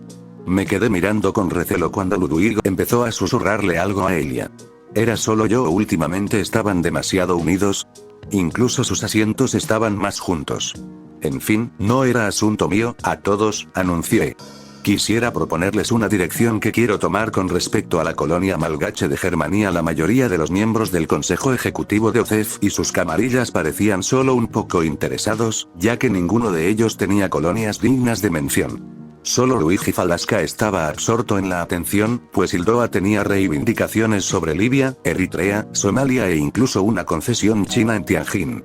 A diferencia de la Italia de mi mundo, Hildoa nunca lanzó una invasión de Etiopía. La economía malgache es francamente subdesarrollada y agraria. Tiene una población de más de 4 millones de habitantes, pero no realiza exportaciones significativas. Pretendo fortalecer su economía e infraestructura, así como establecer la industria ligera y el turismo. Después, fomentaré la buena voluntad y estableceré un gobierno colonial, dirigido principalmente por malgaches. Una vez que Madagascar se haya recuperado y pueda empezar a exportar a los países vecinos, convocaré un referéndum para su independencia. Mi última frase causó revuelo en la asamblea. Debe parecerles absurdo que Germania invirtiera tanto en una colonia, solo para dejarla marchar. ¿Dejarás ir a Madagascar así como así?, preguntó Falaska, incrédula. No es gratis. Voy a solicitar el derecho a establecer una base militar allí. Servirá como un valioso depósito de suministros y nos dará presencia militar en África Oriental y el Océano Baratián. También pretendo reducir las barreras comerciales entre nosotros y los malgaches, como la eliminación de aranceles, y supongo que quieres que Hildoa adopte un enfoque similar con sus propias colonias en el continente sur, dijo Falaska. Sí. Me temo que eso no es posible para Hildoa. A diferencia de los malgaches, que no contaban con ninguna industria destacada cuando se los adquirieron a los francois, hemos mantenido estos territorios durante demasiado tiempo y hemos invertido demasiado en ellos. Además, tenemos muchos empresarios y más de 100.000 hildoanos viviendo en esas colonias. No podemos simplemente ordenarles que abandonen sus hogares y negocios. Y reembolsarlos estaría fuera de nuestro presupuesto. Todos esos problemas que mencionó me parecieron ciertos. De hecho, parte de la razón por la que pude retirarme de Madagascar con tanta facilidad es porque Germania apenas lleva más de un año con la colonia, ya que los germanianos se han establecido allí. Mientras tanto, Hildoa ha sido dueña de sus colonias durante años, incluso décadas. Probablemente vivían allí personas de ascendencia hildoana que nunca han pisado Hildoa. Primero, analicemos la rentabilidad de sus colonias. Señor Falaska, su colonia más antigua es Eritrea, ¿verdad? Sí, lo tenemos desde la década de 1880. Ha sido muy rentable. Durante los primeros 30 años de su gobierno de esa colonia, ¿cuántas rebeliones, revueltas o movimientos independentistas tuvo que afrontar?, pregunté. Falaska se dirigió a su ministro de Asuntos Exteriores para que respondiera por él. Solo 2 rebeliones, ambas rápidamente sofocadas por nuestros militares, dijo el anciano calvo. ¿Y qué hay de los últimos 30 años? Interrogación de cierre. 8 rebeliones abiertas, 12 revueltas y 3 grandes movimientos independentistas, ambos en el este. El hombre admitió con sinceridad. Era impresionante que memorizara esos datos. ¿Y habéis conseguido someterlos a todos? No, no lo hemos hecho. Sigue habiendo una rebelión en Keren y el movimiento independentista en Asmara sigue con fuerza. Casi demasiado sincero, como si nos estuviera pidiendo ayuda. Zetour, que estaba detrás de mí, habló. Y, por favor, dígame, ¿qué nos puede contar del líder del movimiento independentista? Lo hemos identificado como Adonai Amato, de padre hildoano y madre eritrea. Nació y creció en Eritrea, pero se mudó a Hildoa para estudiar. Regresó a Eritrea después de la Primera Gran Guerra. Un par de años después, impulsó su movimiento independentista, basado en la autodeterminación y el nacionalismo que prevalecían en Europa en aquella época. Ya basta de hablar de él. Supongo que también habrá movimientos independentistas en sus otras colonias, continuó Zetour. Sí, tenemos unas cuantas colonias aquí y allá y supongo que sus líderes tienen historias similares a las de Adonai Amato. Nativos que estudiaron en Europa y trajeron consigo ideas de identidad nacional y autodeterminación tras la Primera Gran Guerra. ¿Correcto? Sí, tiene razón. Más de la mitad se han educado en Europa. Otros tienen allegados que se educaron en Europa. Confirmó su homólogo hildoano. ¿Y todos estos levantamientos requieren el uso de sus fuerzas armadas, lo que aumenta su carga administrativa y el costo operativo?, preguntó Zetour. Sí. Bien, entonces dime esto. Si consideras tus colonias como un negocio, ¿cuál fue tu margen de ganancia del último año?, indagó Zetour. Alrededor del 14%, según el informe del año pasado. Una disminución del 3% en comparación con el año anterior. En 1932, el margen de beneficio era del 39%. En 1912, el margen de beneficio rondaba el 50%. El ministro de Asuntos Exteriores de Ildefonso nos estaba dando deliberadamente más información de la que le pedíamos. Parecía que compartía mi opinión de renunciar a las colonias de Ildefonso, a pesar de que no era lo que Falaska quería. Como puede ver, señor Falaska, dije. Las ganancias obtenidas de sus colonias han ido disminuyendo con el tiempo. Al comienzo de la colonización, su margen de beneficio era alto debido a su ligera carga administrativa y a la poca necesidad de mantener un ejército considerable para pacificar estas colonias. Sin embargo, después de la Primera Gran Guerra, los nativos que estudiaron en Europa trajeron consigo ideas de nacionalismo, patriotismo y autodeterminación nacional que han sido ampliamente debatidas en Europa. Respiré hondo propagaron estas ideas, uniendo a otros a sus movimientos independentistas, provocando disturbios y rebeliones. Esto significa que hay que sofocar estos movimientos con el ejército. Mantener un gran ejército de ocupación en países a cientos de kilómetros de distancia puede ser muy costoso. Por no hablar de una administración colonial más grande que se lleva aún más beneficios. Calculo que, en unos 5 a 20 años, les costará más mantener su colonia que el valor que extraigan de ella. Si cultivan la buena voluntad con el tiempo, siendo menos agresivos con los movimientos independentistas y luego intentan instaurar un gobierno local que les sea favorable para establecer acuerdos ventajosos, obtendrán más beneficios de sus colonias en un futuro lejano. Bebí un poco de agua para humedecerme la boca, que se me había secado con la explicación. No estaba argumentando desde la moral, como que los indígenas merecieran tener su propio país. No, estaba apelando a algo que atrae a todos. El dinero y el sonido de un lápiz garabateando detrás de mí y me giré para ver a Ludwig anotando frenéticamente puntos en un bloc de notas. Era bueno que intentara aprender de mí, entiendo su lógica, señora. De Gurechav. Sin embargo, no ha abordado el problema de los hildoanos que viven en estas colonias, respondió Falaska. No les pido que se retiren de estas colonias de inmediato. Incluso los malgaches tardarán algunos años en convocar un referéndum. Pueden prometer a sus colonias una independencia definitiva e iniciar un período de transición gradual de una década. La simple declaración de una independencia definitiva debería desestabilizar los movimientos independentistas. Eso significa que no tendrán que gastar tanto en un ejército de ocupación. Con el tiempo, podrán reducir el tamaño de su administración y ejército de ocupación, mientras destinan el dinero ahorrado a dinamizar la economía en Hildoa.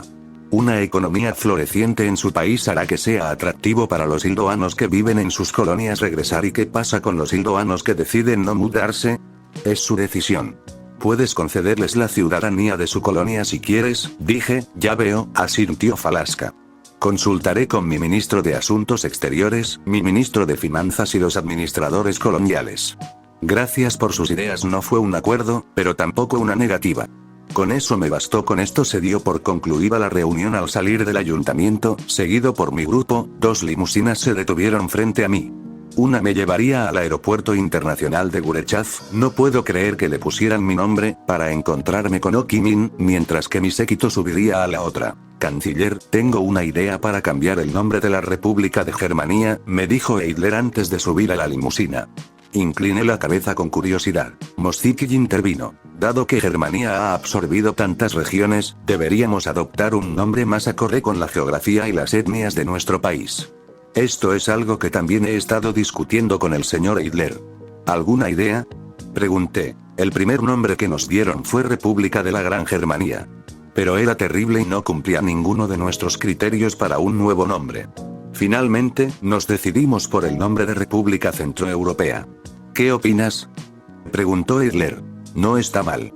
Haré que lo pasen por el Reichstag, respondí tras despedirme de mis amigos y colegas. Tomé la limusina hasta el aeropuerto. No llegamos a la terminal de llegadas, por supuesto, sino que tomamos una entrada especial al aeródromo, donde nos esperaba el avión de Ho Chi Minh. Era un avión bastante modesto, con una pintura roja y amarilla áspera. El coche aparcó a solo 10 metros del avión y salí. Un rostro se asomó por detrás de una de las ventanillas y debió reconocerme con mi vestido y mi chaqueta militar, porque desapareció rápidamente dentro del avión.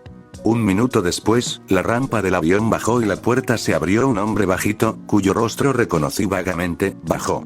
Estaba adelgazando y lucía una perilla negra que a menudo veía blanca en las fotos suyas en internet. También estaba mucho más delgado de lo que esperaba, con la ropa colgando de su cuerpo casi esquelético.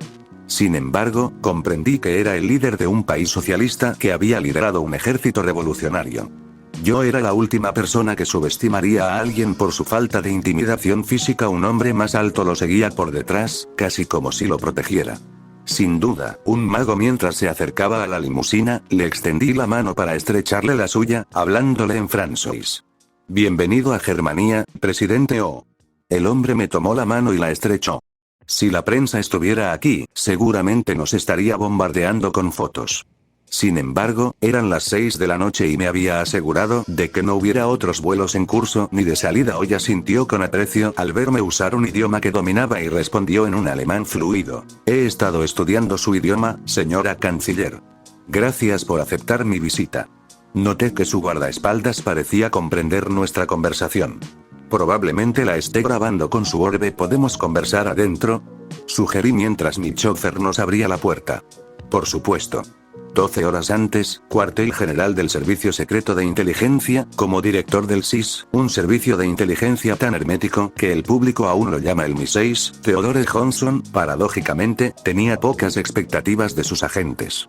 Nunca esperes mucho y nunca te decepcionarás. Pero si algo supera tus expectativas, sorpréndete gratamente. Hoy, se llevó una grata sorpresa. El agente Wax, bajo la falsa identidad de Guillaume, había conseguido convertirse en el secretario personal de Jim Beaumont. El director de la ACR había despedido a todas las empleadas del ACR del año pasado. Podrían quejarse de sexismo, pero no podía arriesgar la seguridad nacional. El BND era una amenaza demasiado grande. Otros departamentos gubernamentales deberían hacer lo mismo. Debe estar intentando reunirse con él en secreto. Quizás en el avión o con un coche que lo lleve a un lugar de encuentro secreto. No debe querer que el público piense que es agresiva con el comunismo, pero simpatiza con el socialismo, murmuró Beaumont. ¿Ordenamos matarlo?, preguntó Guillaume. ¿Estás loco? En Germania, mientras está cerca de Degurechav. Si le tocamos un solo pelo al diablo por nuestra culpa, Germania incendiará la república. Beaumont preferiría ahorcarse antes que dejar que los germanos ocupen París por tercera vez en menos de 20 años. Entonces, ¿qué podemos hacer? Si ella acepta enviarle ayuda, la república seguramente perderá a Nam y luego el resto de Indochina. Si eso sucede, el resto de nuestras colonias nos considerarán débiles y pronto estallarán rebeliones en el continente sur. Esta es nuestra mejor oportunidad para deshacernos de Ho Chi Minh. Su seguridad en Annam es demasiado estricta. Beaumont se reclinó en su silla por un momento, contemplando. No se debe permitir que la república pierda sus posesiones coloniales. Dependemos de ellas para obtener bienes y mano de obra baratos. Que sus agentes en Germania asesinen a Ho Chi Minh si es vulnerable, pero al menos a 50 metros de Degurechav. Sin explosivos. Si no pueden asesinarlo sin arriesgar a Degurechav, saboteen la reunión por todos los medios necesarios. Recuerden que la seguridad de Degurechav es primordial antes que la de Ho Chi Minh. ¿No deberíamos consultar primero al presidente sobre esta decisión, señor? Ya no puedo confiar en Delugo para tomar decisiones cruciales, no después de la última ocupación de París.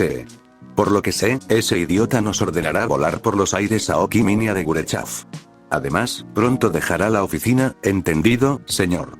Guillaume se alejó para cumplir sus órdenes, con una sonrisa en el rostro. 25 de agosto de 1942, el Ayuntamiento de Viena había logrado que los demás líderes de OCEF se interesaran en el proyecto de ley de asuntos de veteranos. Muchos de ellos sufrían los mismos problemas que afectaban a su fuerza laboral y a los veteranos desempleados.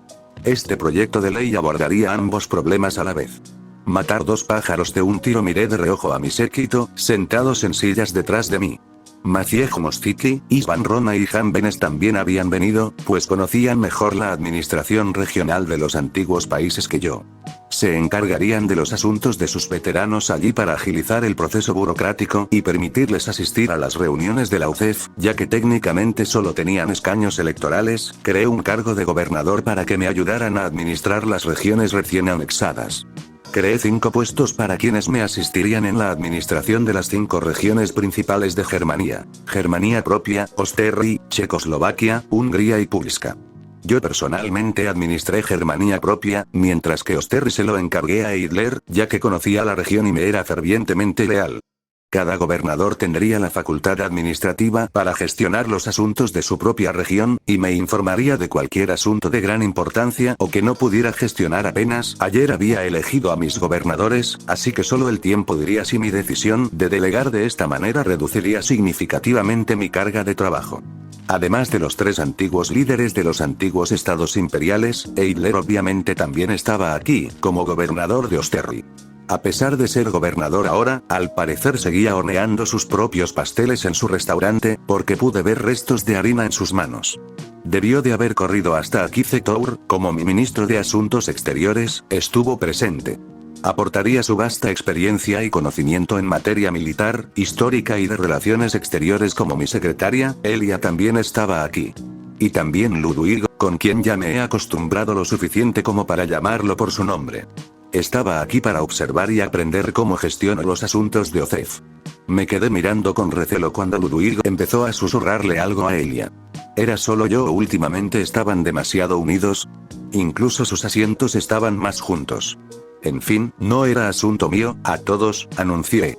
Quisiera proponerles una dirección que quiero tomar con respecto a la colonia malgache de Germania. La mayoría de los miembros del Consejo Ejecutivo de OCEF y sus camarillas parecían solo un poco interesados, ya que ninguno de ellos tenía colonias dignas de mención.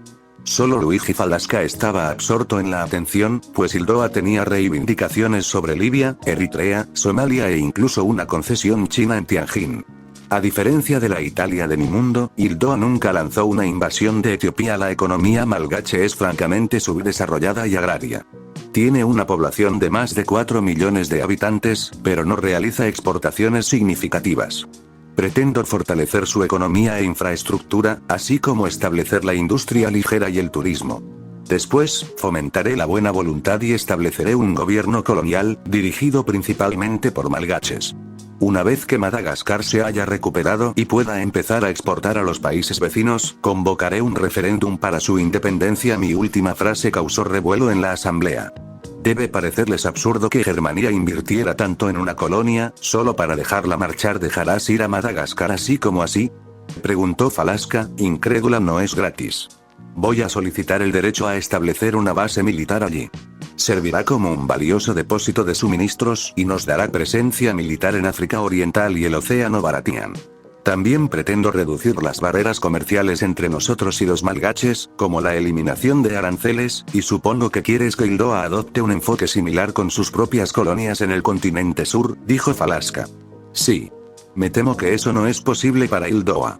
A diferencia de los malgaches, que no contaban con ninguna industria destacada cuando se los adquirieron a los francois, hemos mantenido estos territorios durante demasiado tiempo y hemos invertido demasiado en ellos.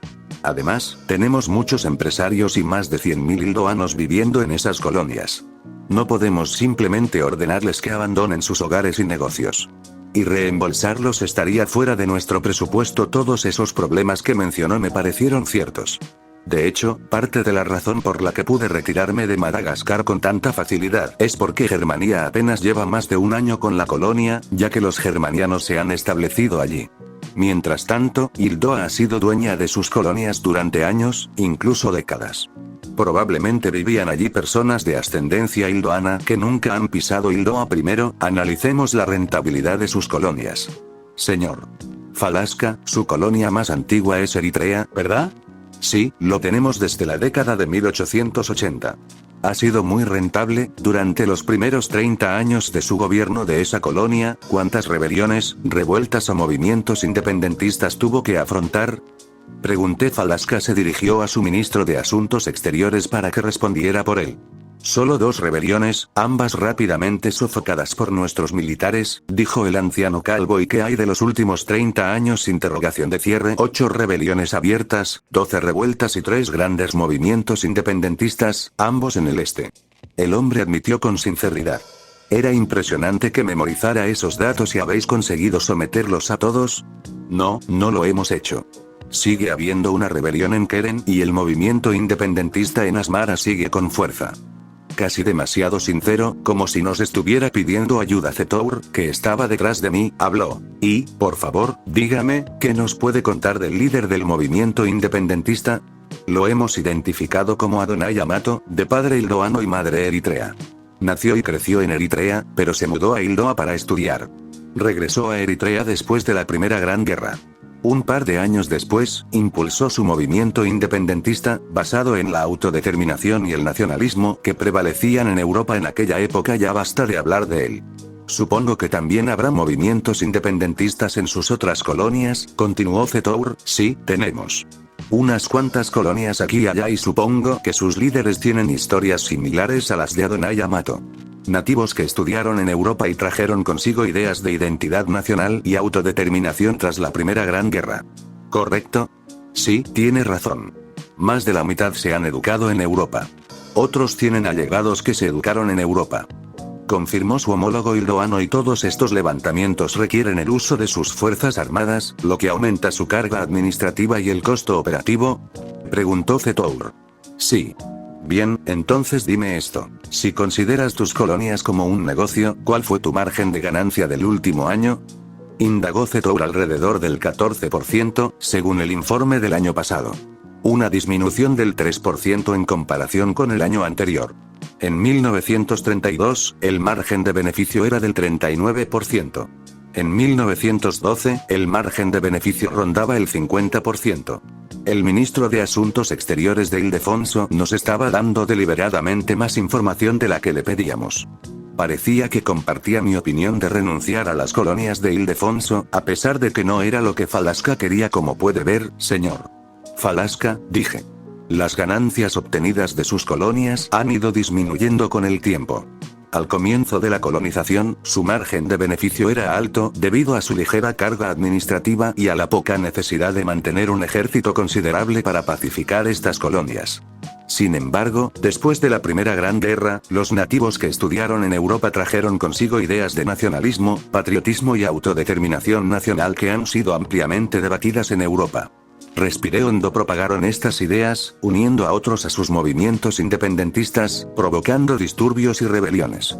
Esto significa que hay que sofocar estos movimientos con el ejército. Mantener un gran ejército de ocupación en países a cientos de kilómetros de distancia puede ser muy costoso. Por no hablar de una administración colonial más grande que se lleva aún más beneficios. Calculo que, en unos 5 a 20 años, les costará más mantener su colonia que el valor que extraigan de ella.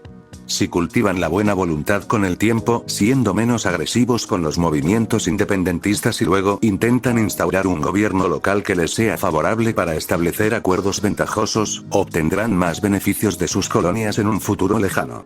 Bebí un poco de agua para humedecerme la boca, que se me había secado con la explicación. No estaba argumentando desde la moral, como que los indígenas merecieran tener su propio país. No, estaba apelando a algo que atrae a todos. El dinero. Oí el sonido de un lápiz garabateando detrás de mí y me giré para ver a Ludwig anotando frenéticamente puntos en un bloc de notas. Era bueno que intentara aprender de mí. Entiendo su lógica, señora de Gurechav. Sin embargo, no ha abordado el problema de los hildoanos que viven en estas colonias, respondió Falasca. No les pido que se retiren de estas colonias de inmediato. Incluso los malgaches tardarán algunos años en convocar un referéndum. Pueden prometer a sus colonias una independencia definitiva e iniciar un período de transición gradual de una década. La simple declaración de una independencia definitiva debería desestabilizar los movimientos independentistas. Eso significa que no tendrán que gastar tanto en un ejército de ocupación. Con el tiempo, podrán reducir el tamaño de su administración y ejército de ocupación, mientras destinan el dinero ahorrado a dinamizar la economía en Hildoa. Una economía floreciente en su país hará que sea atractivo para los hildoanos que viven en sus colonias regresar. ¿Y qué pasa con los hildoanos que deciden no mudarse? Es su decisión. Puedes concederles la ciudadanía de su colonia si quieres, dije. Ya veo, asintió Falasca. Consultaré con mi ministro de Asuntos Exteriores, mi ministro de Finanzas y los administradores coloniales. Gracias por sus ideas. No fue un acuerdo, pero tampoco una negativa. Con eso me bastó. Con esto se dio por concluida la reunión al salir del ayuntamiento, seguido por mi grupo. 2 limusinas se detuvieron frente a mí. Una me llevaría al aeropuerto internacional de Gurechav, no puedo creer que le pusieran mi nombre, para encontrarme con Ho Chi Minh, mientras que mi séquito subiría a la otra. Canciller, tengo una idea para cambiar el nombre de la República de Germania, me dijo Hitler antes de subir a la limusina. Incliné la cabeza con curiosidad. Moszycki intervino. Dado que Germania ha absorbido tantas regiones, deberíamos adoptar un nombre más acorde con la geografía y las etnias de nuestro país. Esto es algo que también he estado discutiendo con el señor Hitler. ¿Alguna idea? Pregunté. El primer nombre que nos dieron fue República de la Gran Germania. Pero era terrible y no cumplía ninguno de nuestros criterios para un nuevo nombre. Finalmente, nos decidimos por el nombre de República Centroeuropea. ¿Qué opinas? Preguntó Hitler. No está mal. Haré que lo pasen por el Reichstag, respondí tras despedirme de mis amigos y colegas, tomé la limusina hasta el aeropuerto. No llegamos a la terminal de llegadas, por supuesto, sino que tomamos una entrada especial al aeródromo, donde nos esperaba el avión de Ho Chi Minh. Era un avión bastante modesto, con una pintura roja y amarilla áspera. El coche aparcó a solo 10 metros del avión y salí. Un rostro se asomó por detrás de una de las ventanillas y debió reconocerme con mi vestido y mi chaqueta militar, porque desapareció rápidamente dentro del avión. Un minuto después, la rampa del avión bajó y la puerta se abrió. Un hombre bajito, cuyo rostro reconocí vagamente, bajó. Estaba adelgazando y lucía una perilla negra que a menudo veía blanca en las fotos suyas en internet. También estaba mucho más delgado de lo que esperaba, con la ropa colgando de su cuerpo casi esquelético. Sin embargo, comprendí que era el líder de un país socialista que había liderado un ejército revolucionario. Yo era la última persona que subestimaría a alguien por su falta de intimidación física. Un hombre más alto lo seguía por detrás, casi como si lo protegiera. Sin duda, un mago. Mientras se acercaba a la limusina, le extendí la mano para estrecharle la suya, hablándole en francés. Bienvenido a Germania, presidente O. El hombre me tomó la mano y la estrechó. Si la prensa estuviera aquí, seguramente nos estaría bombardeando con fotos. Sin embargo, eran las 6 de la noche y me había asegurado de que no hubiera otros vuelos en curso ni de salida. Oya sintió con aprecio al verme usar un idioma que dominaba y respondió en un alemán fluido. He estado estudiando su idioma, señora canciller. Gracias por aceptar mi visita. Noté que su guardaespaldas parecía comprender nuestra conversación. Probablemente la esté grabando con su orbe. ¿Podemos conversar adentro?, sugerí mientras mi chofer nos abría la puerta. Por supuesto. 12 horas antes, cuartel general del Servicio Secreto de Inteligencia, como director del SIS, un servicio de inteligencia tan hermético que el público aún lo llama el MI6, Theodore Johnson, paradójicamente, tenía pocas expectativas de sus agentes. Nunca esperes mucho y nunca te decepcionarás. Pero si algo supera tus expectativas, sorpréndete gratamente. Hoy, se llevó una grata sorpresa.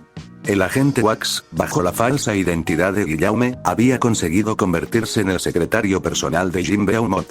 El director de la ACD había despedido a todas las empleadas de la agencia, y el agente Wax había asumido el cargo sin problemas. Huelga decir que la ventaja de inteligencia que esto le proporcionó al reino aliado fue enorme. Ahora, tenían prácticamente el canal de inteligencia de la República Francesa en sus manos. Hace apenas una hora, recibió un informe urgente del agente Wax. El presidente de la República Socialista Anamita había llegado a Germania para una reunión secreta con el canciller de Gurechav. Beaumont le había ordenado al agente Wax que enviara órdenes a los agentes de la ACD en Germania para que llevaran a cabo un asesinato contra Ho Chi Minh si no ponía en peligro de Gurechav, pero el sabotaje era un resultado aceptable. Ahora solicitaba una respuesta de Johnson sobre si debía seguir exactamente las instrucciones de Beaumont o si debía modificar el objetivo principal o la meta de la misión. La respuesta del mando debía ser rápida, o no tendría tiempo de hacer una enmienda. Johnson sabía con certeza que debía comunicar esta información al primer ministro y al gabinete de inmediato. Esto podría salvar al Imperio Albish. Esto podría cambiar el equilibrio del mundo.